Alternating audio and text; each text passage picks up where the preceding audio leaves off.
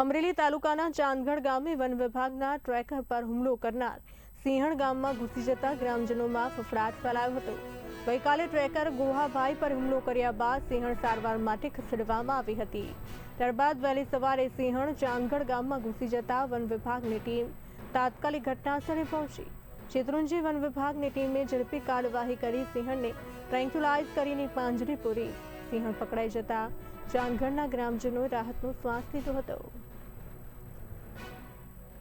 6 વાગે અહીંયા સિંહણ દાખલ ગામમાં થઈ હતી, કોઈ જાનહાની થઈ નથી અને રેડી રીતે વેચ્યું એનું શું છે। મારી ડેલી હુંથી આવી ત્યાંથી પાછી વળી ત્યાં ભતાભાઈ અસલમ ને બે ગામને રક્ષા કરી છે।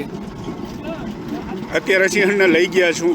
આજે લઈ ગયા અને ભરીને ફોન કર્યા પછી બે કલાકે અહીંયા સવારે વહેલી 6 વાગે સિંહણ ગામમાં આવી અને એ કોઈ બીમાર હોય કે પછી એ હડકાયો હોય એ ખબર નથી, પણ એણે 2 દી પહેલાં એનો ટેકર એક સૂચ્યો છે અમારા ગામનો। 2 ટેકરો અમારા ગામના છે અહીંયા હાજર હતા, પણ અધિકારીઓ ફોરેસ્ટર એ બધાય 1.5 કલાક મોડા આવ્યા છે, ટાઈમે પૂગ્યા નથી।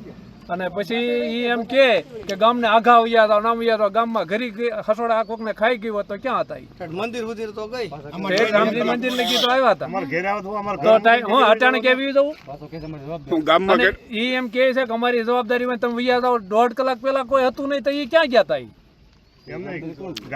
એટલે આને છે ને ક્યાંય પણ આ સ્થળાંતર કરાવે અને અમારા ગામમાં કોઈને ખેતર પાદર જવાતું નથી, રાતનું નીકળાતું નથી। અને હજી આની ભેગા 3 હતા ને એને તો આને સૂચ્યા છે, હજી હડકાયા થાય એને